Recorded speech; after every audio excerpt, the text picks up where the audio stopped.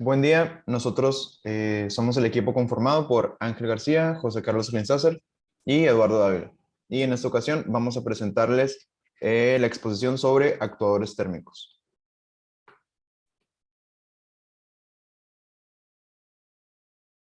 Que los actuadores térmicos son sistemas mecánicos que utilizan la expansión y contracción inducida térmicamente de materiales como mecanismo para la creación de movimiento. ¿Qué quiere decir esto? Que como cualquier material, pues el calor hace que se expanda y el frío que se contraiga. Los cambios de temperatura que dan como resultado la activación térmica son más comúnmente producidos por cambios ambientales o por el calentamiento Joule de flujo de corriente eléctrica. Y bueno, pues en el contexto de la ingeniería a microescala y nanoescala, los actuadores térmicos se pueden utilizar como sistemas microelectromecánicos MEMS, capaces de traducir señales eléctricas en desplazamientos controlables con una resolución inferior a 1 mm.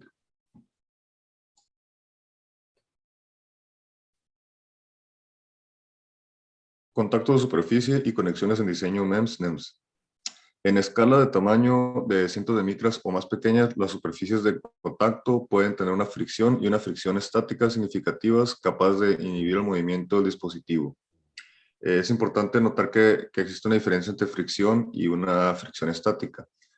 La diferencia está en que la fricción se trata del roce de un objeto o una superficie contra otro, mientras que la fricción estática es la fricción que debe superarse para permitir el movimiento relativo de objetos relacionados en contacto. Para el diseño de actuadores sólidos a microescala y nanoescala, las superficies de contacto se minimizan a solo aquellas superficies donde el contacto es absolutamente necesario para el funcionamiento del dispositivo.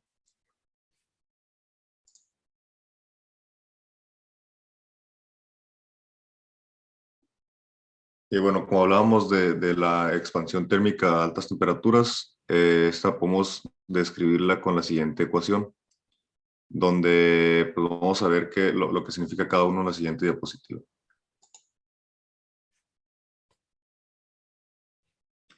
Podemos ver aquí que el módulo de Young está presente en la ecuación, así como la relación de Poisson, el coeficiente de expansión térmica lineal, tensor de esfuerzo local, la suma de los tres esfuerzos normales, el aumento de temperatura por encima de una temperatura de referencia y la delta de Kronecker.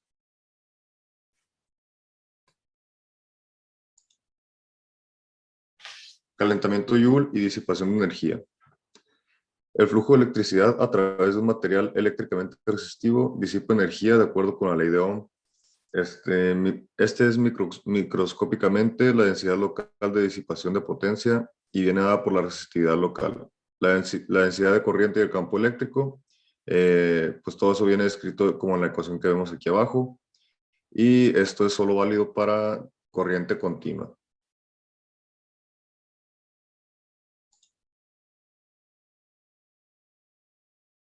Ahora para la disipación de potencia por medio de campos que varían con el tiempo, o sea, corriente alterna, vemos que la disipación de potencia instantánea se promedia en el tiempo y es de acuerdo a la siguiente ecuación, donde T0 puede, por ejemplo, definirse como la duración de un periodo de oscilación.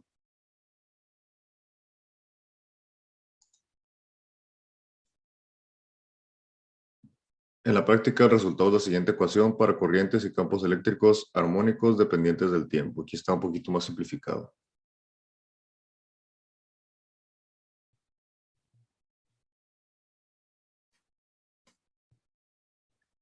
Transferencia de calor, conceptos fundamentales. Bueno, el aumento de temperatura en el actuador está determinado por la generación de calor y la transferencia de calor en todo el actuador térmico. Este comportamiento se rige por las siguientes ecuaciones, ¿no? La ecuación de calor para materiales estacionarios, la ley de calor de Fourier y el aumento de temperatura promedio en un elemento de vida puede ser encontrado usando la siguiente ecuación. Siguiente, por favor. Al modificar las condiciones de contorno para la transferencia de calor desde el actuador térmico, el entorno ambiental que rodea al actuador térmico afecta su movimiento de salida. Los mecanismos de transferencia de calor modifican el perfil de temperatura y la deformación térmica correspondiente del actuador térmico. En el vacío, la transferencia de calor desde el actuador térmico para las dimensiones de MEMS ocurre principalmente a través de la conducción de las abrazaderas del actuador. En entornos sin vacío, las transferencias de calor a un fluido circundante puede alterar significativamente el perfil de temperatura del actuador térmico. Aquí podemos ver el modelo global de la capacidad calorífica y la resistencia térmica del diseño de la viga. En la parte izquierda pues tenemos la ecuación y en la parte derecha pues aquí cada uno de los símbolos, ¿no? Las ventajas y desventajas de los actuadores térmicos. De la izquierda, pues como pueden ver, tenemos las ventajas, los cuales son un bajo voltaje operativo, alta fuerza de salida y un tamaño compacto. En cuanto a las desventajas, tenemos un consumo de energía comparativamente alto, un tiempo de respuesta comparativamente lento y dependencia de la salida de actuación del entorno ambiental. Dado que los actuadores térmicos disipan el calor, la gestión térmica del entorno que rodea al actuador puede ser una consideración de diseño importante. Los actuadores térmicos también se enfrentan a límites de temperatura alta y baja para su funcionamiento. A altas temperaturas, el material se desliza y falla. A bajas temperaturas, como entornos criogénicos, el calentamiento del entorno del actuador puede alterar el entorno. Ahora vamos con algunos ejemplos de actuadores térmicos. Bueno, el primer mecanismo de actuador térmico común ha sido llamado de diversas formas, tipo B, chevron, viga doblada o actuadores térmicos simétricos. En este mecanismo, las vigas opuestas suspendidas están conectadas a una estructura suspendida. Los extremos de las vigas actuadoras están anclados a un sustrato que proporciona la corriente eléctrica a través de los rayos. La disipación de potencia conduce a la expresión de las vigas y experimenta un movimiento de pandeo, así como podemos ver en la imagen. Siguiente, por favor. El segundo mecanismo de accionamiento térmico puede ser referido por cualquiera de los siguientes nombres: pseudobimorfo, tipo U, asimétrico, brazo caliente o actores electrotérmicos de flexión. En estas estructuras se proporcionan dos vigas paralelas. Las vigas se fijan a un sustrato en un extremo y se unen entre sí en el extremo opuesto. Los brazos son diseñados para experimentar expresión térmica diferencial, tal que un haz se expande más que el otro haz.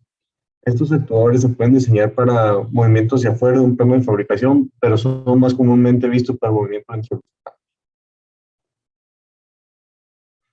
Ahora sigamos con los cálculos eléctricos. Los objetivos de los cálculos eléctricos asociados con el diseño de los actuadores térmicos son los siguientes que vemos aquí, ¿no? Número uno, pues es encontrar la resistencia total R del sistema actuador con el fin de permitir un diseño de una potencia de adecuada de suministro. El dos es comprender cómo la resistencia se relaciona con la geometría del actuador. Y la tercera es permitir el uso de la potencia, la resistencia para determinar la generación de potencia total y por extensión la energía térmica que debe ser gestionada por las anclas y otras estructuras que soportan el actuador térmico. Bueno, a continuación vamos a ver uno de los métodos de análisis para estos actuadores. Es el análisis de comportamiento mecánico. Esta técnica está basada en la superposición. Lo que propone esta técnica es que lo dividamos en secciones, como podemos ver aquí en la imagen de la derecha, en la parte de abajo. Ahí vemos unos números que es 1, 2, 3 y 4. Son las secciones en las que se divide el actuador térmico. En la sección 1 es la que está más larga. Vemos que es la que se convierte en un voladizo con sujeción a la izquierda y una fuerza aplicada y un momento a la derecha. La 4, que es la que está un poco más corta, que va ahí del punto E al punto D, se convierte también en un voladizo, pero con longitud más corta y una sujeción a la izquierda y fuerza aplicada y momento a la derecha. Y las secciones 2 y 3, que es la que vemos ahí como en la figura que está en gris, se convierte en una estructura rígida en forma de L, que pues une los dos voladizos que acabamos de mencionar, con reacciones de momento y fuerza en las superficies de unión. Bueno, una vez teniendo claro esto, pues comenzamos con los cálculos para calcular el momento a partir de la deformación térmica, pues en el voladizo 1, que ya lo vimos gráficamente, se utiliza la suma de fuerzas en la dirección X, la suma de momentos en el punto C y la ley de Hooke aplicada al alargamiento de los voladizos que se van a generar, perdón. Después, obtenidos estos, que ahí podemos ver los cálculos correspondientes de lo que acabo de mencionar a la izquierda, vamos con los de abajo ahora, que a través de la manipulación algebraica, pues nos conduce a una expresión para el desplazamiento del marco rígido. y una expresión para el momento térmico de flexión que impulsa el funcionamiento del actuador del brazo caliente o el actuador térmico. Son los que tenemos aquí al lado derecho. Después, para calcular el movimiento de dicho actuador, pues empieza por examinar el marco rígido y registrar un conjunto de ecuaciones de equilibrio de fuerza y momento de equilibrio, y también ecuaciones de compatibilidad que describan la relación entre la rotación y los desplazamientos de los extremos del dicho voladizo, que sea, ya sea de la sección 1 o 4 que mencionábamos ahorita. Ahí tenemos las ecuaciones correspondientes, que son las ecuaciones 40. Y después, la fracción de los voladizos, pues es un problema muy característico y se puede describir en ecuaciones nodales que relacionan la fuerza y el momento aplicados al extremo libre del voladizo con el desplazamiento y la rotación que se presentan en ese extremo. Son las ecuaciones 41 las que corresponden a esto que acabo de mencionar, perdón.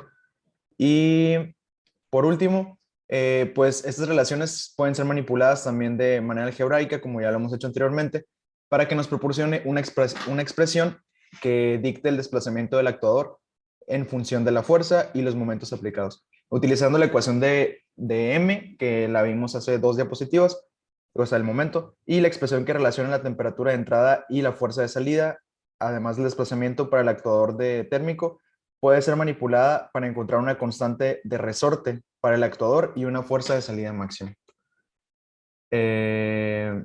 Pues bueno, ahí están las ecuaciones correspondientes y esto sería todo para ese análisis. Ahora vamos con un nuevo ejemplo de actuadores térmicos, que en este caso son los bimorfos. Pues como dice la palabra, es bimorfo porque se construye con una viga en voladizo, pues compuesta por 2 o más. Cuando es 2 se llama bimorfo, cuando son más, pues es multimorfo. Y el principio de funcionamiento de este dispositivo es la generación de flexión debido a una diferencial de expansión térmica entre 2 materiales apilados para formar el actuador. El actuador bimorfo se construye con una viga en voladizo compuesta por 2, que es lo que mencioné ahorita, y o más, para que es cuando es multimorfo, materiales disímiles, y con un calentador resistivo estampado en la parte superior de la viga o formado a partir de uno de los materiales de la viga.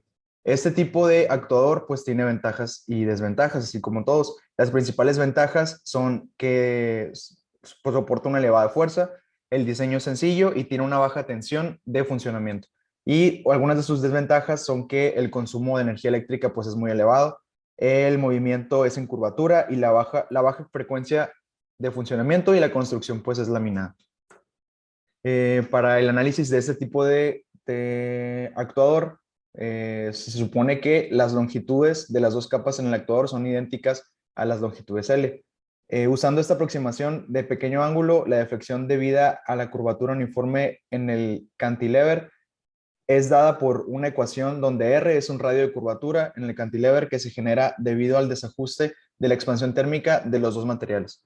Esta se superpuesta al desplazamiento de flexión debido a la fuerza aplicada en el extremo del voladizo, donde Eli, que lo podemos ver aquí al lado derecho, que es en la ecuación, Eli representa la rigidez media a la flexión del voladizo compuesto.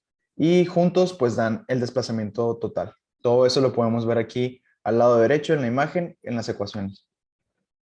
Y el radio de curvatura, que es esa ecuación largota, ya después de haber analizado todo, esa sería la ecuación final para el radio de curvatura, y se determina utilizando el equilibrio de fuerzas y momentos en la viga compuesta y la compatibilidad de deformaciones en la superficie de unión entre los 2 materiales, al ser bimorfo, ¿no?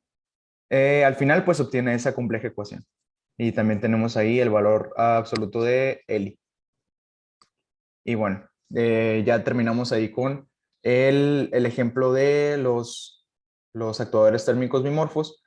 Y ahora vamos a ver un poquito sobre las direcciones futuras de este tipo de actuadores, que son los actuadores térmicos, a dónde se quiere llegar en el futuro, en dónde se quieren ser aplicados. Y aquí tenemos algunos ejemplos y vamos a darnos cuenta que están muy relacionados uno con el otro. Entonces, el primero sería la miniaturización. Esta pues requiere las consideraciones de fenómenos adicionales como los efectos de restricciones dimensionales. Se le da una mayor importancia a las fuerzas superficiales con tamaños pequeños y el efecto Thomson en sistemas en los que fluye la corriente eléctrica. Se espera que los diseños de actuadores térmicos se muestren en tamaños submicrónicos a medida que la tecnología de fabricación mejore. Y pues su propósito a largo plazo pues es que estos actuadores sean, como dice ahí, en tamaños submicrónicos. Y esto va relacionado un poco con la siguiente dirección futura, que es la robustez ambiental. El perfil de temperatura del actuador térmico y el correspondiente desplazamiento o fuerza de salida puede variar debido al entorno en el que se opera el actuador. En entornos de vacío a temperatura ambiente, esto puede ser un efecto pequeño, pero el funcionamiento en aire ambiente y en entornos gaseosos puede requerir una modificación significativa de la potencia del actuador. Para un funcionamiento fiable y predecible en toda una gama de entornos, se necesitan sistemas de control mejorados para los actuadores térmicos. Las siguientes direcciones futuras, pues una sería el control de dispositivos e integración de sensores. El funcionamiento de los sensores capacitivos debe ser controlado por una sofisticada electrónica situada físicamente cerca del sensor para evitar las pérdidas de señal debidas a la capacitancia parásita. Los sensores ópticos ofrecen las opciones más precisas para la medición del desplazamiento, pero todavía no son fáciles de integrar con otros dispositivos a escala de chip para la medición del desplazamiento en el plano. Perdón. Otra sería el desarrollo de aplicaciones, ya que al ser uno de los mecanismos clave para generar movimiento en los sistemas electromecánicos de micro y nanoescala, que se refiere a los MEMS y a los NEMS, los actuadores térmicos son una parte importante del conjunto de herramientas que disponen los diseñadores de microsistemas al momento de hablar de desarrollo de aplicaciones. Y por último, sería la medición y calibración de la fuerza de salida, ya que para saber cuánta fuerza se aplica a objetos a micro y nanoescala, es necesario calibrar y medición de la fuerza aplicada con el actuador, dado que los actuadores térmicos y otros actuadores se emplean para generar movimiento en dispositivos de micro y nanoescala. Se necesitan más estrategias para comprender la magnitud de las fuerzas dentro de estos dispositivos. Y pues como podemos ver, todas las direcciones futuras empiezan por cómo hacer más pequeños los dispositivos y a partir de ahí, pues, ver hasta dónde se le puede sacar provecho a esta característica que se le quiere dar. Y pues eso sería todo por nuestra parte. Creo que sí, ya es la última diapositiva y pues damos las gracias.